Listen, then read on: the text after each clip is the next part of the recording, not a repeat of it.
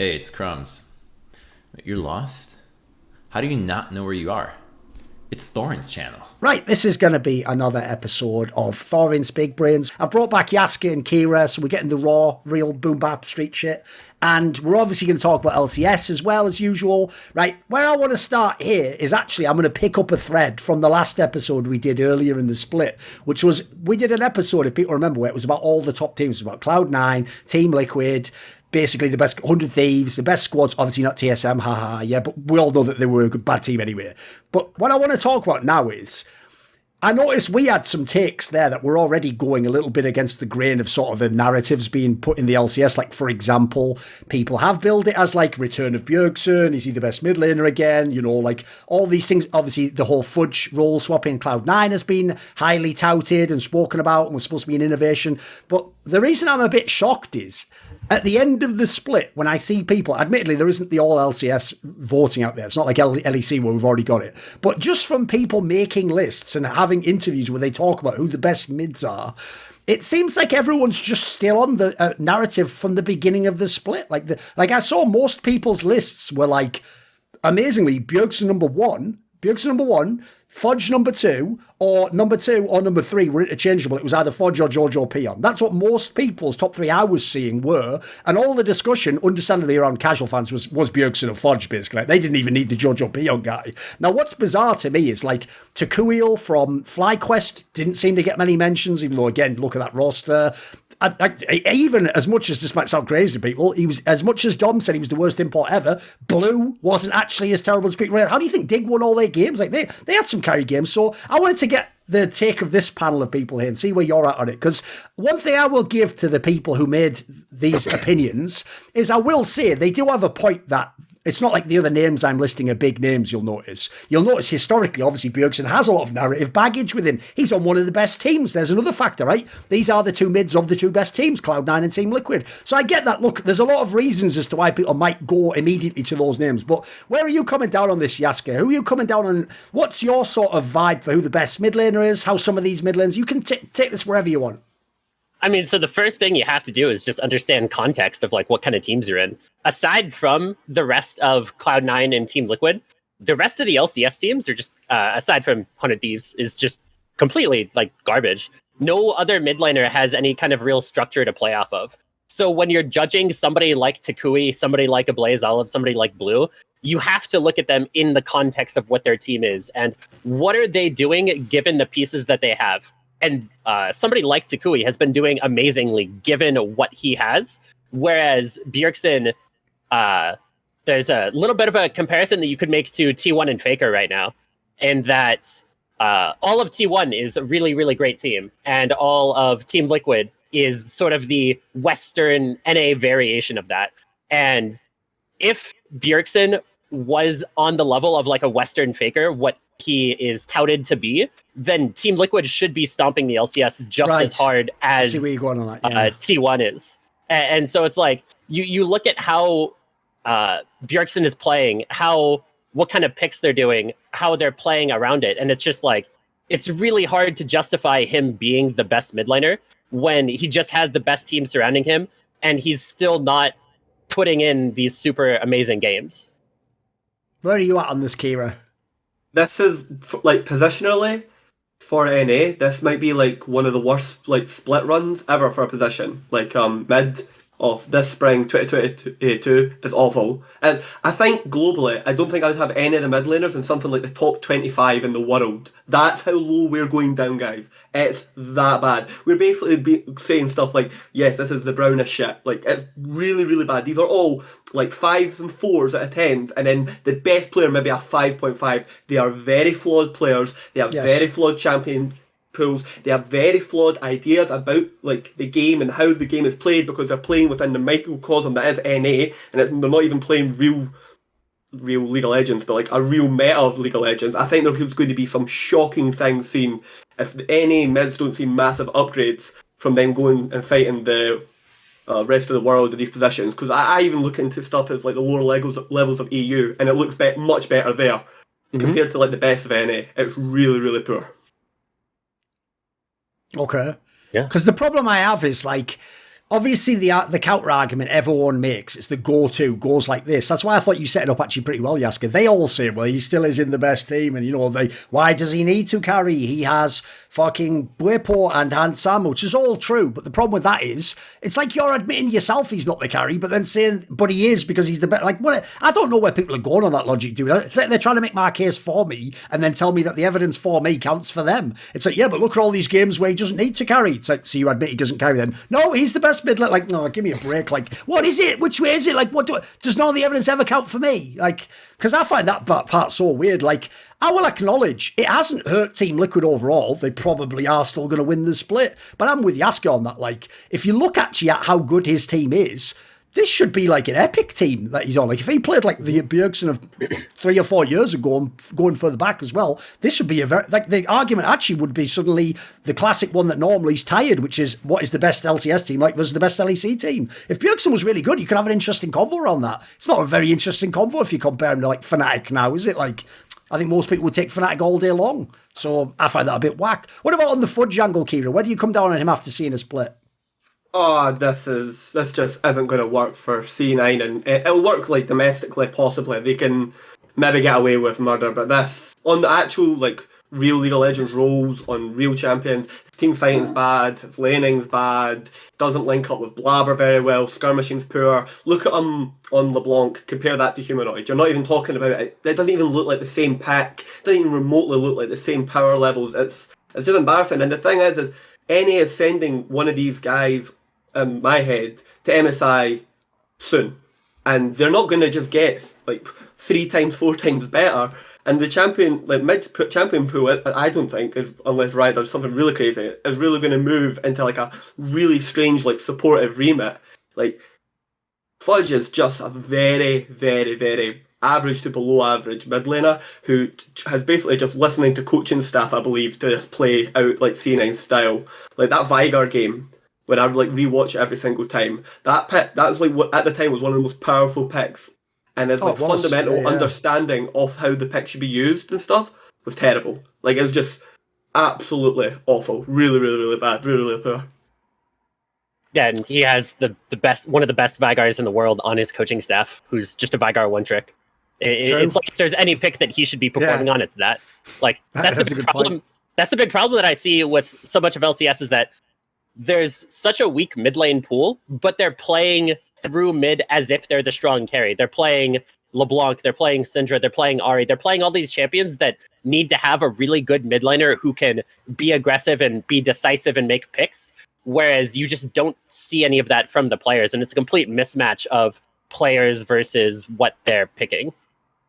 I also think if you just look at the raw eye test of these guys in lane, the whole thing everyone cries about for like, we're talking like the better part of like fucking half a decade now or something. Since imports started coming to NA, all the fucking EU mid laners all just get there and immediately say like, what the fuck is this solo queue? Like no one even pressures in lane. No one fights for the minions. Like people just play like handshake matchups. Like the joke is LCS has been like that for years now as well. So when you also lower the talent, this is also why I hate this discussion.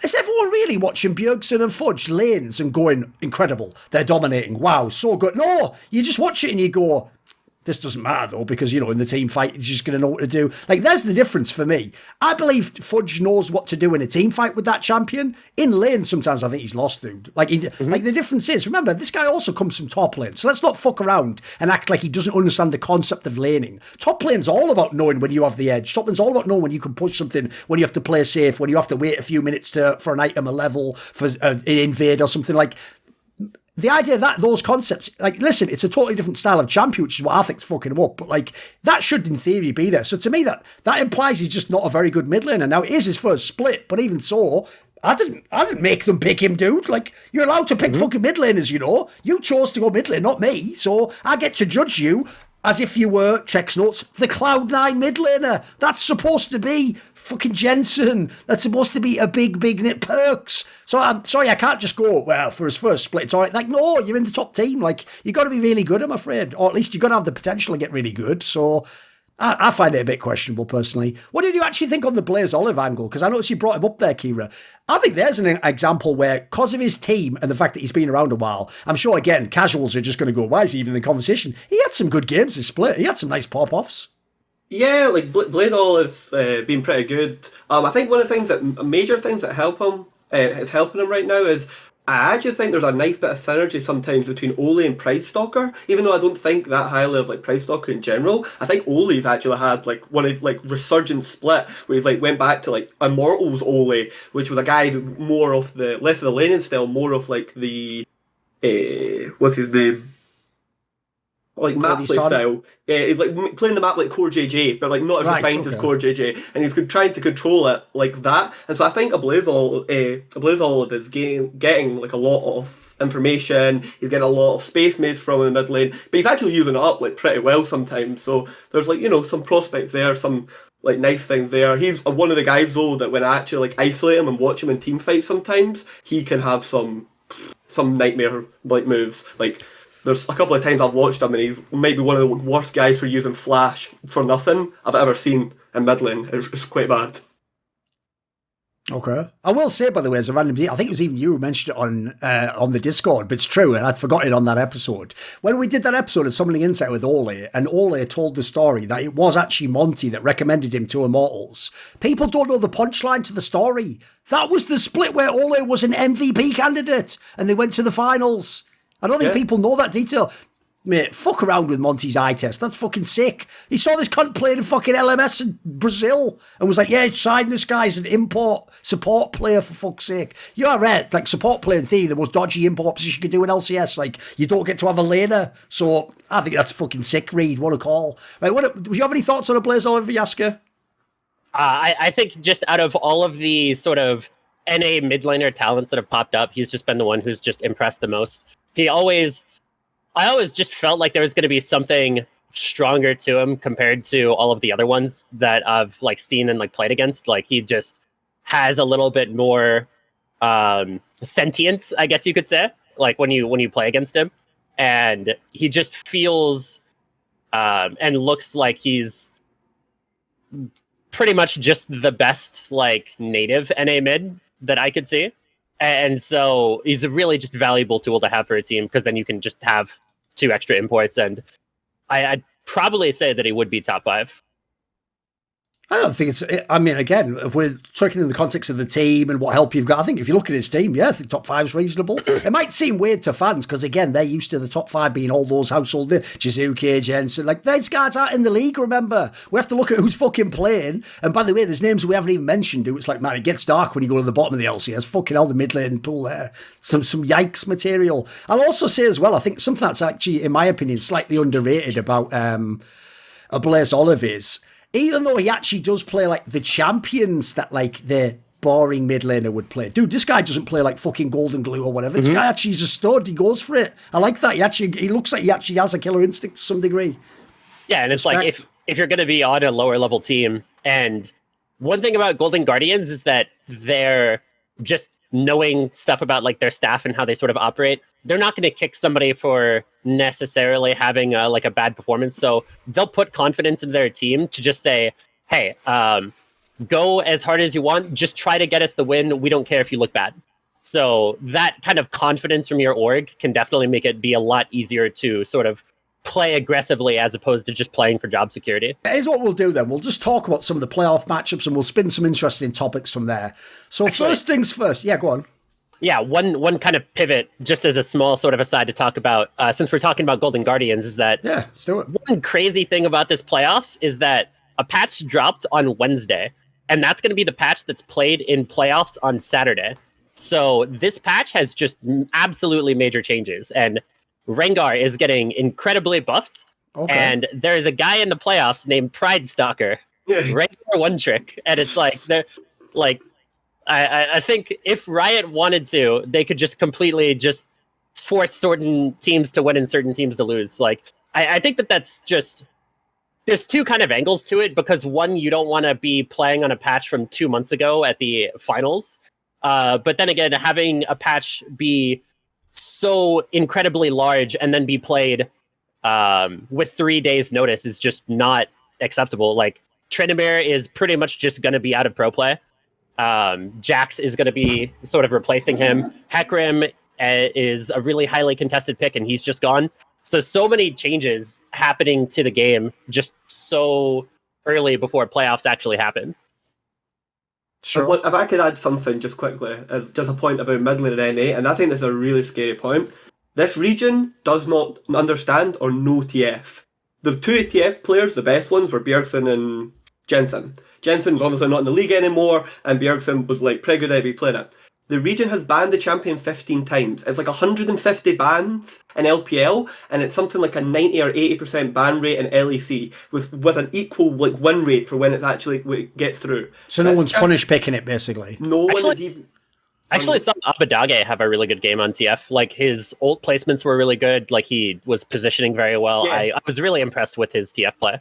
There's been 5 Aside games from of that, it. right? Yeah, there's been 5 games in it, the full split, and this is one of the most powerful picks in the entire like game, and they are not like utilising it at all. And so like you're gonna have this like microcosm. So when I'm looking at the playoffs, if one of these teams can pick up, you know, the TF and understand the TF, you're either going to force a permaban in the first rotation, or you're going to get a lot of free wins because people don't understand side lanes very well, and that hero abuses poor side lane play. It is amazing at it. So that's just one of the angles. Fair enough. Absolutely. Right, what we'll do is, my usual style, which is people can take whatever angle they want, and then we'll just draw that back into a conversation each time. So, right, obviously, in the upper bracket, we have Team Liquid against EG, right? On paper, spoiler, I'm guessing most people are taking Team Liquid and T9 to win these matches. So, with that context, knowing that a lot of people think that, let's shade in, for example, like, realistically, do you actually think EG can win this series? Is there a player they can play through? Is there any factors that, Yasukeh, you're putting on the EG side to make it interesting? I feel like Jojo Pune has like really good laning, but he's just not a sort of complete player. And I think that if this series happened in the summer, I think that there's actually a real chance that EG could win if Jojo Pune actually sort of develops as a player in the LCS.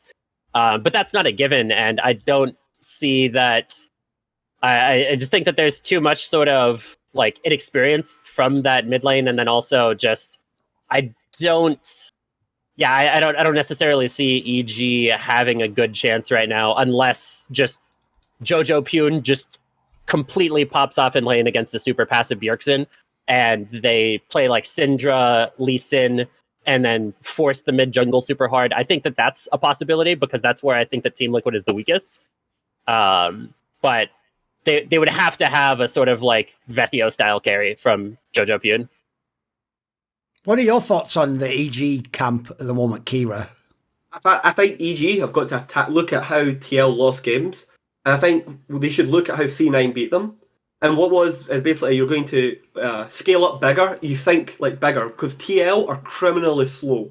They are like watching an avalanche coming down at you, but it's moving very, very slow. And when it hits you, if you like the Whipple Hansama backline, if you can resist it, like that's and no team really has like resisted it. Like one game they lost to TL, Whipple just threw it, and then it wasn't really like a straight up game. But most teams have actually not been able to like, beat it. I think EG should focus on their laners. I think match up not too badly. They should look for like slightly scaling lanes, and they should basically hope that their scaling picks are going to be able to get to a level where their worst map understanding is overridden by the fact that they're able to come to these dragon pits and these baron pits where TL have criminally bad understanding of how to set up for them, and you try and just expose those like setups and get on top and beat them with like large AoE like scaling comps, stuff like that, like focus around with things like maybe Rise, GP for impact. Like I think some of these like type of key picks would be quite good for them to have if they're looking to actually really upset the balance of the game. Because one thing I find a bit underwhelming, and I notice it's weird because usually people over tunnel on the imports, but actually I feel like generally people sort of let this guy skate. Remember in Europe, people wanted Inspired to be potentially both splits last year, the MVP. He was a very highly touted jungler because essentially, if people don't know, he looked like he was sort of like a Western Korean, like he played a super control style. He always pathed, like he clearly had a game plan. He could often get ahead of the enemy jungler and he was playing on the edges. But here's the problem I have. he was playing with essentially 3 winning lanes most games. Like, he was in jungle fucking nirvana. And even then you saw they could be a fragile team when anything went wrong in the mid-game or they were behind. So when I look at the team they signed him to in EG, it's like, do you even know who you were signing here? What a weird signing this is to make. Like, to me, you haven't give him the pieces that make him when he's at his best. Like, when I've seen him in LCS, he just looks okay. Like, he hasn't looked he had some games that were bad, but I was expecting, this should be the player we're talking about now. Like, if he plays out, he's going to be the MVP of the series. He takes it over. Like, I've been a bit underwhelmed by the Inspired fucking import at the moment. Keire, where are you at on this guy? I actually can't believe I'm saying this. Inspired and Santorin have actually like swapped like portfolios of who they are as like players. Okay. Basically, Santorin is playing like how Inspired's playing for TL, and Inspired has just become so like passive and like so like gank averse to degrees that are like crazily obscene. That like it's so like strange. Like I thought this guy was going to be like the nuke duck who was going to come to NA. And because of his style, he was just going to blow people out of the water because they wouldn't be able to like understand how to like expose it. But I look like Inspire just came, and it's like he was just like 6, 7 out of 10 the full split.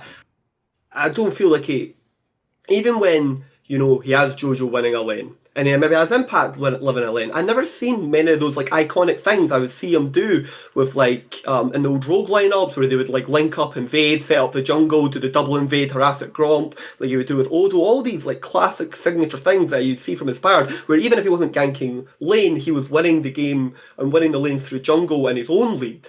Well, there's none of that there. He's become a very, very stale farm camps, move to the side and the numbers advantage play type of player. I'm kind of confused because I was really one of the biggest surprise to me, and I feel like the fans have just kind of let this guy like skate by with pure mediocrity when he was supposed to be one of the big billing players and one of the guys that gives EG that like star power oomph, along with like Danny, to be able to like maybe be an upset second, third best team. Yeah, I would just say, just contrast how he's been scrutinised versus Perks would be the obvious example. Like, mate, you would have thought that it was like everyone was bloody Chicken Little. The sky was falling every week. Perks inted. Like, it's like the joke would be like, how do you know if Perks inted or someone's a vegetarian? Don't worry, someone will tell you. Like, yeah, no shit. Like I didn't even need to watch the games. It felt like. So, well, do you have any thoughts on this, Yasukeh? I mean, that's just also going to be the big problem with a lot of people. Even people within the scene trying to analyze, they don't criticize passive play as much as they should.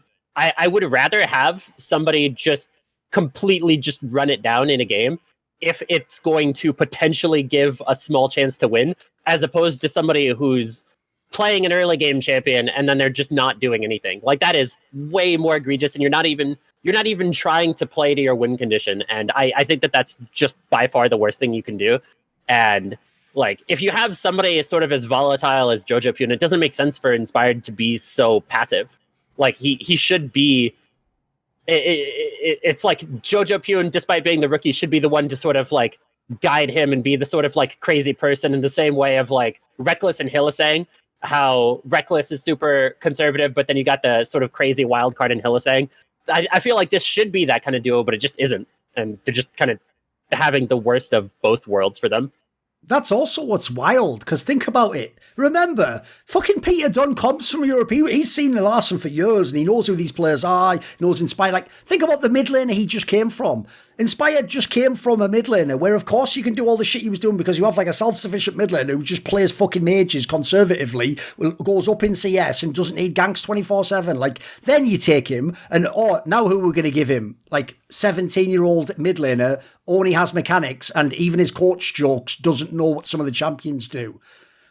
What the fuck am I supposed to do in the mid game? My whole problem was fucking mid game shot calling, and you give me this guy. Like, there's going to be no synergy between those players. Like, I will say this. Here's how I'll reframe it.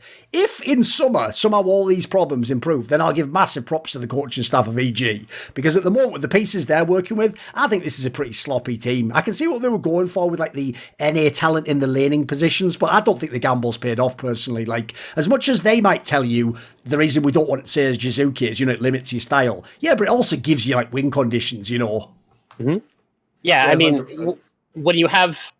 I would say that there are 5 mid laners who are not in LCS right now, who would be willing to play in LCS, who could be in the top 5 at the very least. And There are so many of these options that you can get. If EG is serious about getting to Worlds and not having their sort of, hey, we take NA talent kind of branding. If they're serious about getting to Worlds, I wouldn't be surprised if they pick up a Niski, Jensen, maybe even going back to Yasukeh. And I think that could potentially get them to the level of being a top 3 team come summer. It's probably going to rely on these playoffs because I have to say, unfortunately, my read is it's a bit like in Mad Lions, if you ever hear me on LEC. My read is that Peter Dunn, like Mac, they do believe in rookies. They believe, it takes time to grow them and nurture them. So unfortunately, I get the vibe they'll just double down and say the summers when Jojo Pion has his Vetio type pop off, but I just don't see it personally happen. So we'll see. Right, what about this then? So the other matchup is one that, even though again on paper everyone's made it sound like Cloud9 team Liquid have to be in the final, 100 Thieves isn't chopped liver. Like they're playing against Cloud9 in the other matchup.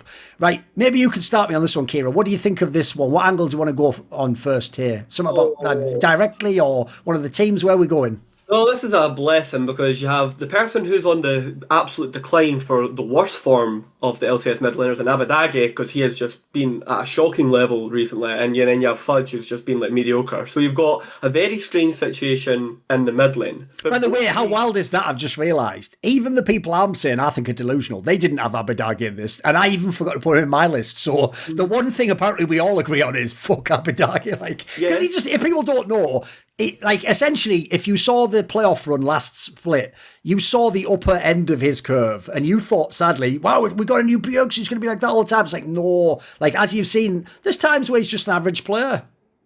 So the really interesting thing about this matchup is you're going to have this impassivity possibly in the mid lane, but you're going to have both the side lanes be attacking each other, and you have 2 very aggressive junglers, the 2 most aggressive junglers in the league, who both love to play inside other people's quadrants on the basis of their lane. One of the main problems I see already is Sunday's had a bit of a resurgent split, but he's up against Summit. And Summit, you could literally, in terms of NA, can be handed anything, and it looks like he could just make the absolute best out of it. The guy doesn't even look to be playing certain games of the split even that seriously. He looks at borderline trolling sometimes, laughing on the cameras and stuff. But the guy is just, by and large, the best player in the league. And I think they're going to have to commit a lot of resources to protecting Sunday against this guy. And then the bot lane's kind of a similar thing. So I think really for 100 Thieves to win, they really want to focus on their wheelhouse of the team fighting, get closer onto champions where you can possibly affect the mid lane, feed feast and famine on Fudge and try and blow the games wide open early. Because as bad as Abadage is, you get a couple of kills onto him, maybe you can start alleviating pressure. Sure. You can move that mid pressure you get from Fudge, you push it top, you nullify Summit. These are the type of things I would need to be looking at, but it really, really, really is hard. One other person this team could possibly expose is Winsome. This guy is on a rapid decline in terms of personal level, and I still think the bot lane, Berserker Winsome's actual bot lane internal matchup is super, super, super poor. And I think the 100 Thieves bot lane can, if they get the right matchups, really.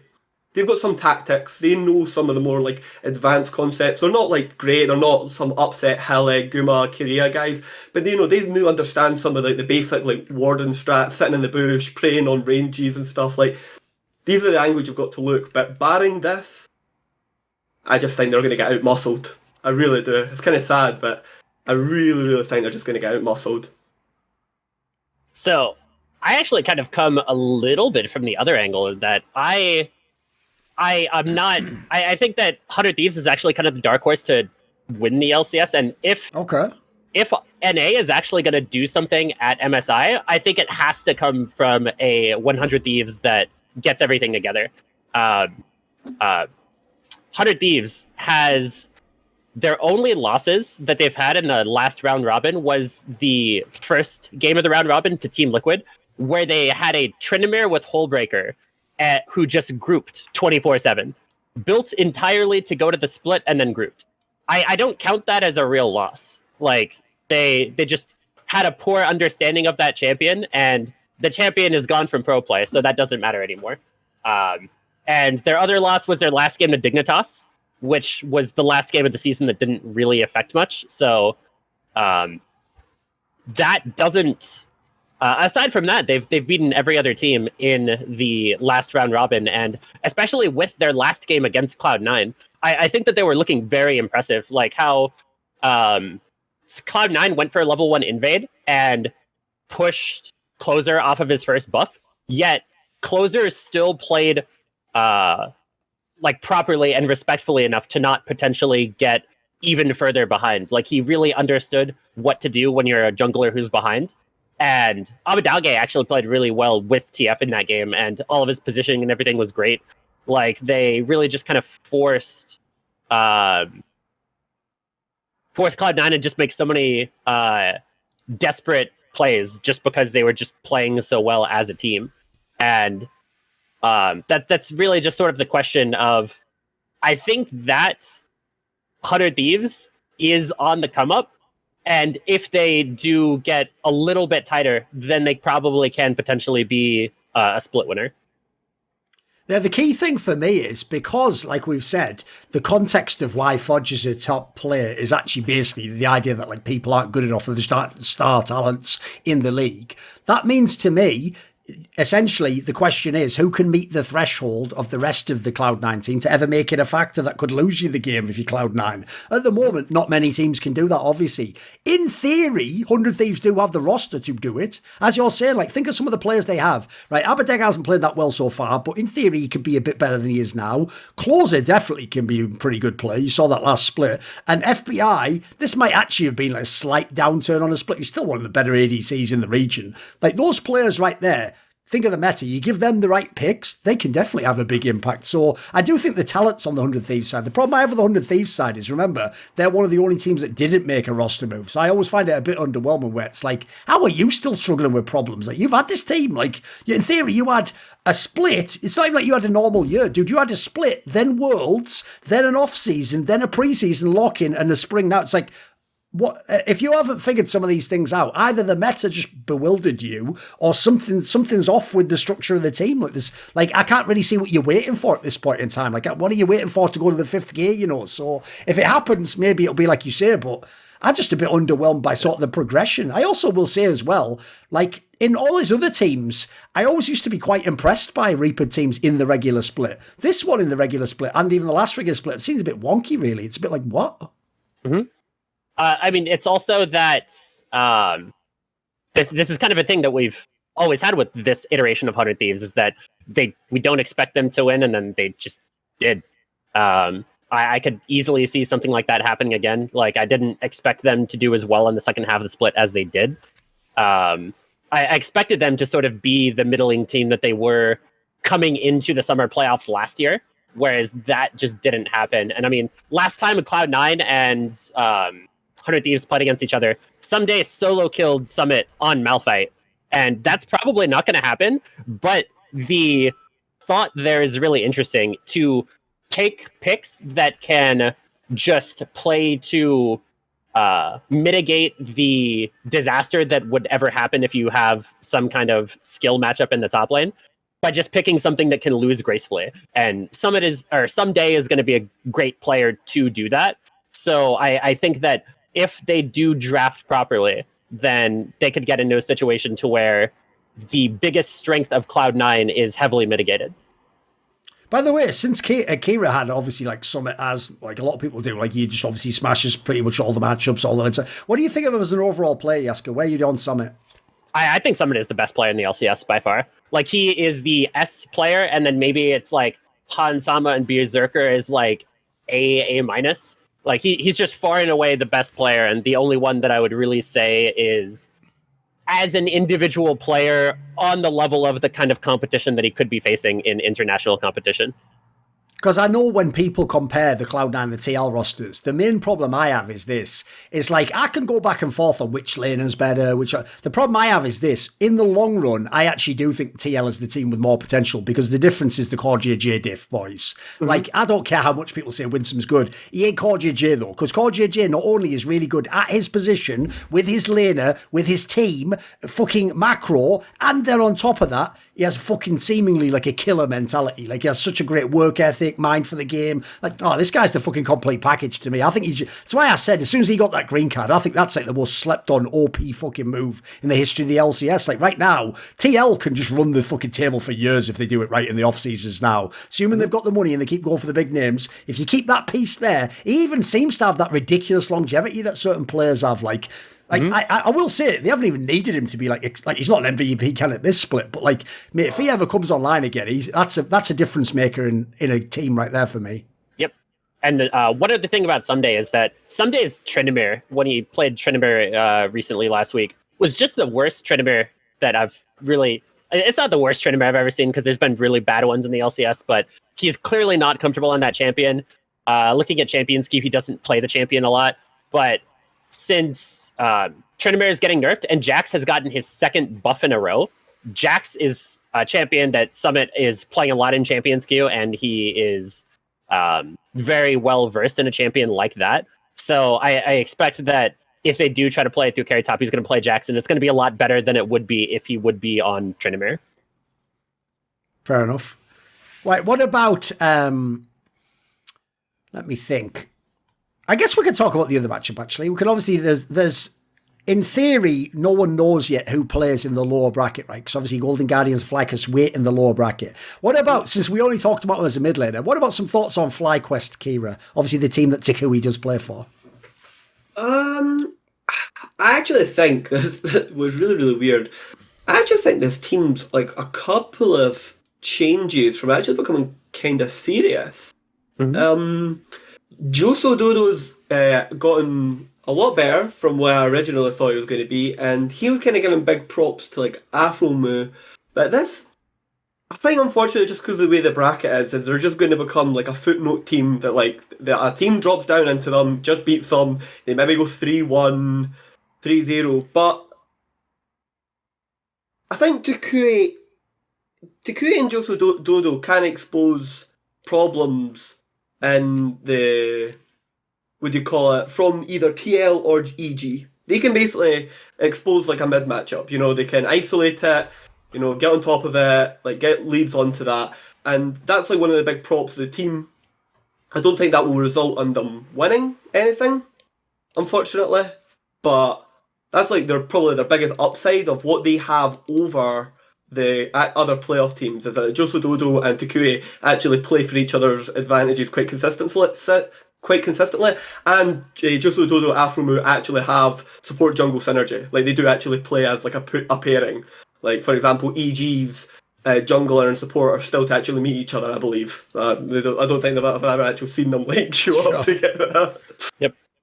And Johnson and Afromu actually aren't that bad by LCS standards. Like they're having a pretty decent split. The one thing about how FlyQuest plays, which is actually kind of smart, is how everybody knows Kumo is probably the worst top laner in the LCS. If not, like there's Kumo and Fake God.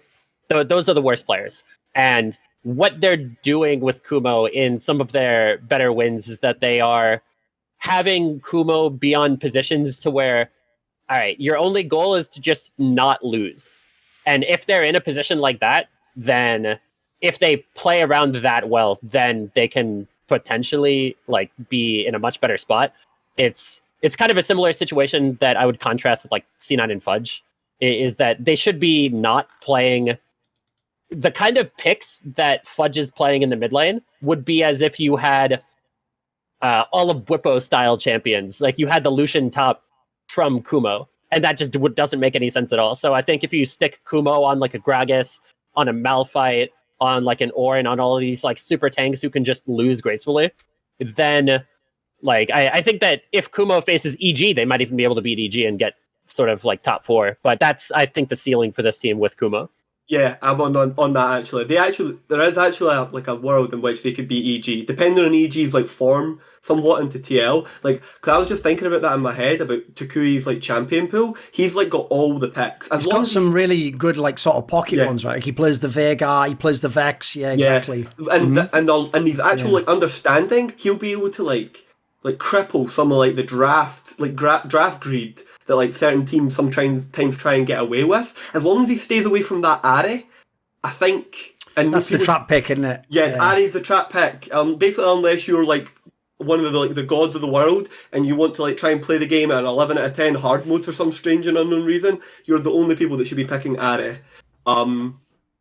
Again, they're kind of in the same wheelhouse as 100 Thieves. If I'm FlyQuest or 100 Thieves, I'm 100% throwing some of my scrim time at understanding Twisted Fate, because if Tukui, you get to choose which side of the map you play to at all times with Twisted Fate, and you can choose to just basically, when you're hiding Kumo under the bed, you can just choose to repeat attack bot lane, and it can just become very, very, very, very hard for teams to get out under that, a very oppressive nature of the champ. And it's also very good in NA because it's an ADC killer, because you're always a stun card away from just randomly winning the game because someone doesn't cleanse or something.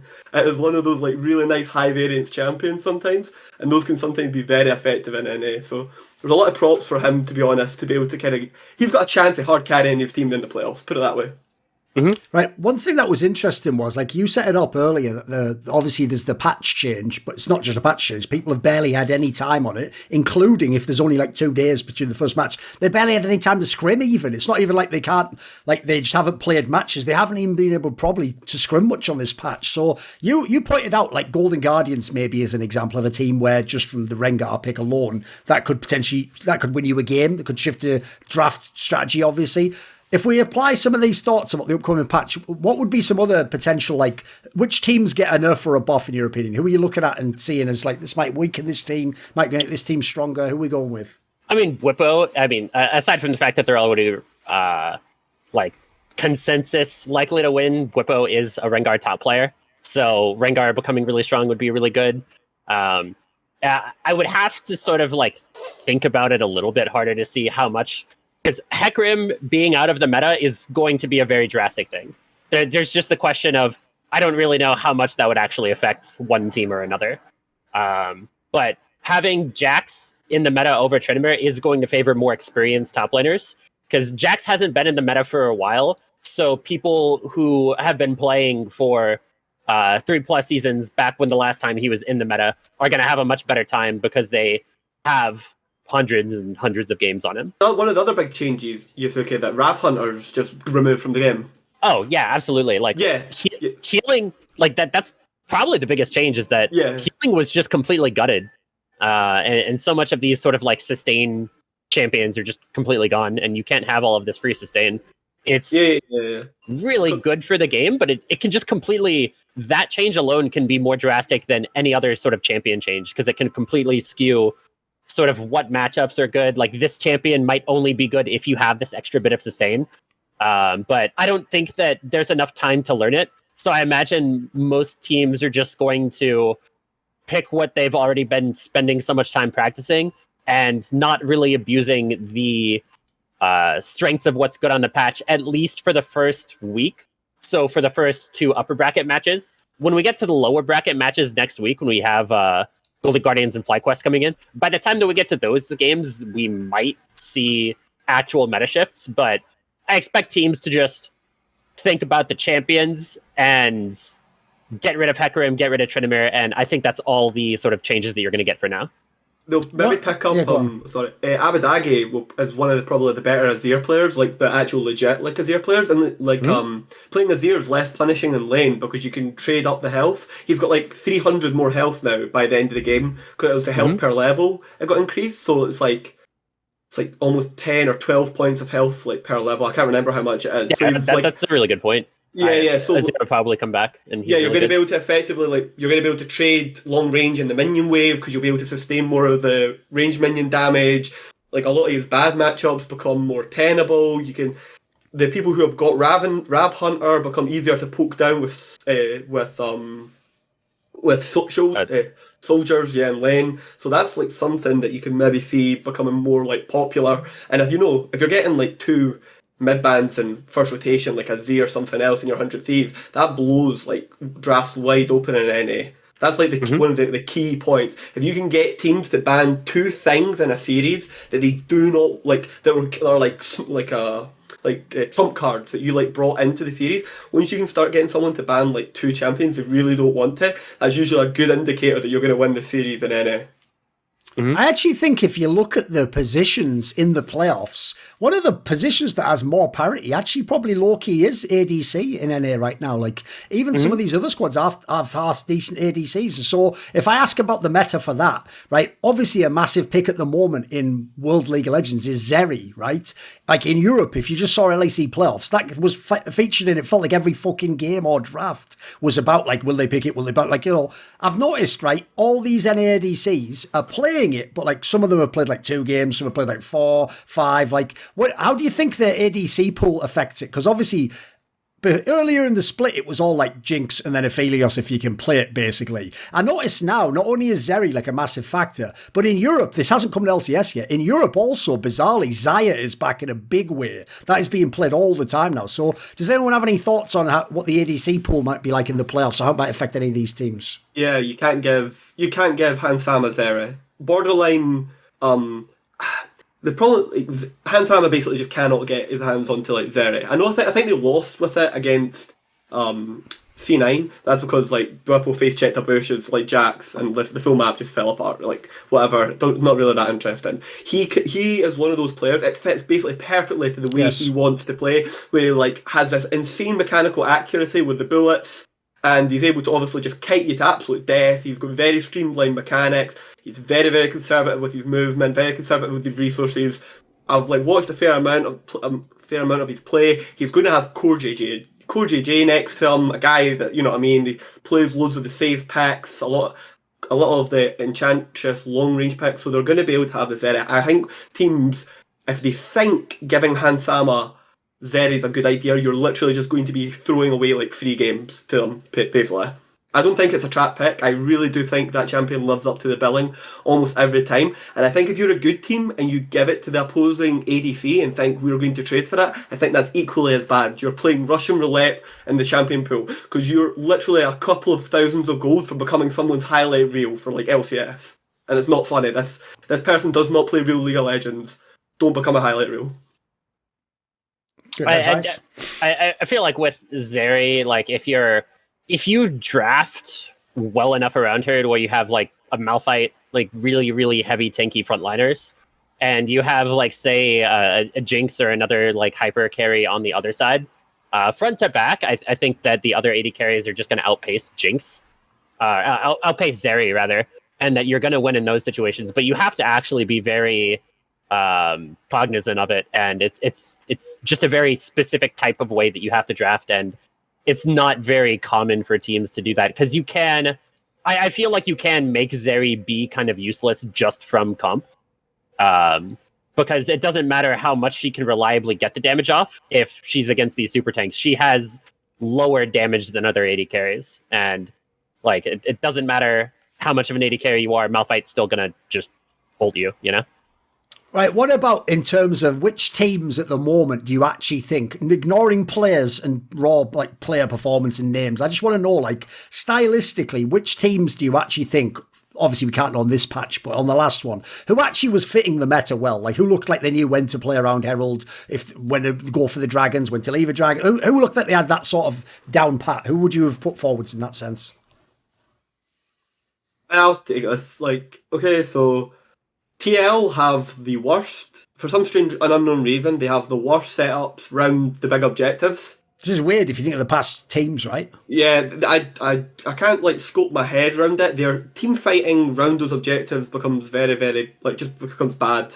I don't get it. They are the worst offenders for the stare at Drake and lose thousands of gold tactic that they just love to employ sometimes. I think the team that understands themselves the best is C9 somehow, but I think the problem is that Fudge is basically just in denial on who he is as a player, and so like that kind of like warps the full thing. But as like an actual like understanding of how they're all going to play, I think it's C9. The team with the best setups is 100 Thieves. They've got the best like pit like setups because they sometimes just win theirs even from deficits. Like Sunday and Amadagi, even though they can be quite bad, they've got like decent flank understandings of like actually clearing the flanking wards at like the bushes and stuff. They're very diligent with that. They actually engage on the dragon health timers and set up for the jungler being able to smite, they'll like coordinate trying to burst a dragon with the smite. So I think they've got the best setups, but that's probably about it.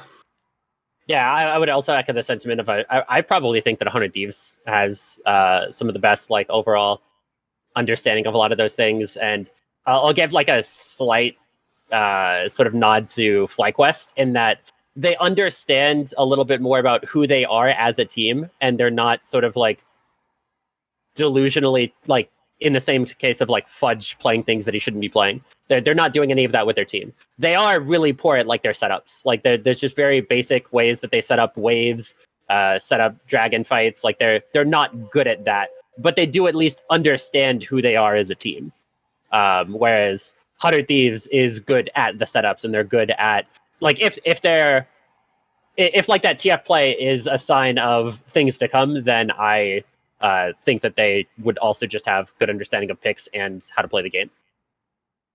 One thing I want to get your take on is obviously people are looking to like what happens if MSI happens and you send a team there. I noticed this split, unless you're basically one of those people who does have Bjergsen as number one or was like a massive LS fan or something weird, everyone seems to be on a similar train track, which goes, isn't this one of the sort of the worst years for NA to be sending a team to MSI? Like it feels like it's one of the years where whoever they send just gets chewed up by like the LPL, the LCK, maybe even the LEC if it's like fucking Fnatic that goes or something. It's like, I kind of like, here's my problem. Oftentimes, because that used to be classically what everyone said anyway, watch the major regions, like, LCS will always suck. I always used to think most years that was bullshit. Like as a region it would suck, but there was usually always one team. Funnily enough, it would often be the teams that had Jensen. There'd always be like one team that had a chance, you know, like they have good enough players that they could maybe adapt on the fly, or they have just like, you know, something canny about how they play. Like I'll give you an example. Even though everyone else used to be super down on the ex-Smithy double lift team Liquid, I always thought like at least they knew what their style was and they knew how to play to it. Like that's an edge to me. Like I like teams that know what their identity and they know how to play to their identity, because it means even in a tough game you still know what to do next. You know what is the likely move that helps you, what's the likely move that mitigates what your opponent does. The problem I have at the moment is it feels almost certain it's going to be Cloud9 and TL, but I don't actually feel like both teams in many regards will just fall apart at MSI. Is anyone more optimistic? Is there any light at the end of the tunnel on this one, Keire? I think I would agree with Yasukeh in the general sense. 100 Thieves can be the best team, like upside of actual a team of players. Yeah. C9 have the player strength, the player muscle to actually contest. Berserker and Summit can contest their global counterparts. Fudge win some, and maybe Fudge and win some cannot. They just categorically absolutely cannot. So that's kind of the hope that you'd be looking at if C9 went. You'd be looking for very strong ADC picks, very strong top picks. You play around them you roll the dice, and you hope the other person plays worse. Because when I'm looking at TL, we've seen Bwipo internationally. We have like a somewhat remit of who he can and cannot beat within our heads, and it just is what it is. You know, he is like the gatekeeper, the Western player who he himself cannot beat the elite LPL people, but he makes sure that the other Western people do not beat him the majority of the time, excluding maybe like Wonder. Sure. He is like that guy. He is a gatekeeper of that position. Hansama can also keep up place with Core JJ. The problem being with that is I feel like when I look at the strengths of the LCK teams and I look at the strengths of the LPL teams, TL are going to show up to Dragons and Baron pits, and they're going to need gold leads of 6 and 5,000. I'm really not joking here, guys. Their team fighting and Baron and Dragon pit stuff is that bad. Like, they throw away huge leads, and sometimes their team fights are super, super close when they just absolutely shouldn't. And I just feel like they would be like one of the worst teams to send to the global meta. But in the context of NA, I think they might be the team to go. Because one thing, though, I have to say I have a bit of an issue with is, like, essentially, this is why the whole Bjergsen argument is whack to me. Because here's the problem. People essentially have done that classic thing they do where they conflate two reasons that aren't really the same, but they make it sound like they're the same point. So there's a big difference between, with my eye test, I believe Bjergsen is a really good mid laner, and, well, technically, if there's not many good players, maybe he was the best because overall he did something for his, like, that's it. Those are two different arguments. So my problem is this. The reason why, for me, it ain't good enough the level he's at right now is because if he really was any of the real TSM Bjergsens, this team would be the one I'd be hyping, the Team Liquid one, because I'd go, look, if Bjergsen's all right mid lane, Bwipo's actually like not a bad sort of wild card factor when you go international. Like, he can surprise people with his picks. Like, you don't expect someone to pick fucking Singed game one top in the World Championship playoffs. Like, this guy can be sort of a game changer in that respect. And Core JJ is arguably as good still to this day as most of the fucking Asian supports, especially if you ever get like a 5th place LPL team goes, etc. He can be better than a fucking Sword Art. Of course he can. Look how good this guy is. My problem is this. We've had the Santorin one and all the past ones with Keire. People know why I don't believe in him. And then the Bjergsen angle, like, that's just going to crush the whole argument flat. Because I also feel like this proves the 1 millionth chapter in the book of why mid lane will always be the most important laning reign. Because these two teams prove it. They both have monster ADCs and top laners, but it cannot overcome the fucking bottleneck that is mid lane. Ultimately, that will always be mega influential on your style. And look, maybe with a comp you can get around it, but I don't know as an actual overall team. Like, if you go internationally, you have to just really be a better team usually to actually outplace these squads. There's no BO1 to get an upset in the playoffs. Like, you have to win the series. Where are you at on this, Keire? Yasukeh, rather. If I see a Cloud9 with Nissi, which was a very possible thing to happen, I think that this team could be one of those teams to be one of the like NA team that could actually do something. If I look at Team Liquid with Jensen, I understand why it's not a possibility, because like you're ruining your rival org by getting rid of Bjergsen, and Hansama really wanted to play with Bjergsen. Like, regardless of player skill, he just kind of bought into the sort of narrative. Like, if you have better mid laners on those, which better mid laners do exist, it's not for a lack of talent, it's a lack of will on the squads that have all of the big name talent that's willing to be in the region. They have that one piece in the mid lane that's just completely like it's just not going to work. Like, it's barely good enough to win LCS, and like none of these teams are going to be dominating in their wins. Whoever wins, if it's Cloud9 or TL, they're not going to be super dominant. They're not going to give you so much confidence in their MSI performance, and yeah, it's just really disappointing to see how it's just that one little. It's like the example that I would give is 2018 Griffin, how they have 3 of the top players in the world in their positions, and they have Lehens, who is still really good at support, and then they have Sword, who's just the worst top laner in the LCK at that point, probably. Sure. Like, it's that one piece that's missing that could make this be a team that can actually do something amazing. Yeah, agreed. Right, let's do this then. We can wrap it up like this, right? Because it will obviously infer who you also think will win. Here's what I want each of you to do. Just tell me who the MVP of the playoffs will be. So, Keire, start me off. Who's the MVP going to be? I'm actually the reverse here. I think the MVP will be Summit, but I think TL are the favourites to win, probably. Oh, okay. I think Summit will individually, on his own remit of his play, will be the best player, like by my standards of like the MVP and my credentials, but I think TL will end up probably winning. Right. Who would you take, Yasukeh? I mean, I would also say that like it doesn't matter if like C9 could get 3rd place and Summit still might be the MVP of the playoffs. If we're talking about the finals, I would say that in a world that I'm thinking of where 100 Thieves like kind of have like the hopium of them winning, I would say that it'd probably be Closer. Like if Closer can get a really good performance, especially with renewed Abadage, that he would definitely be the one to get them to that next level.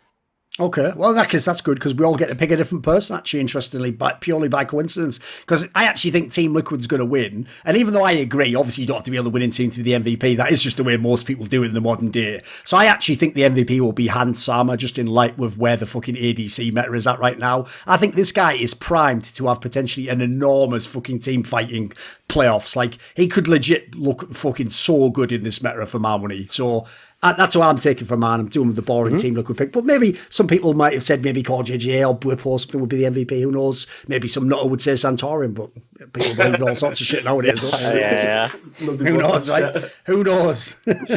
This video was kindly supported by Ahmed Hadjou, Matt Pugnatio Rajcula, Travis Goff, Adam Ochs, Animosity, Butt Pounder 420, Hades, Jensen Goh, Joseph Ginsburg, Kovacevicd, Tobias Bernasconi, Thooorin, William Peyton Lacy, Zoomba, Zyrathenia, and as always, special thanks goes out to Jerky's Minion. Do you want to suggest a topic or a guest for my content? Want to ask me a question in my monthly AMA? Do you want teasers? Find out who the upcoming guests are? Maybe you want to take part in a lengthy donator discussion with me? Well, if so, put your money where your mouth is and join the Skilluminati today, where? Via the Patreon link in the description box.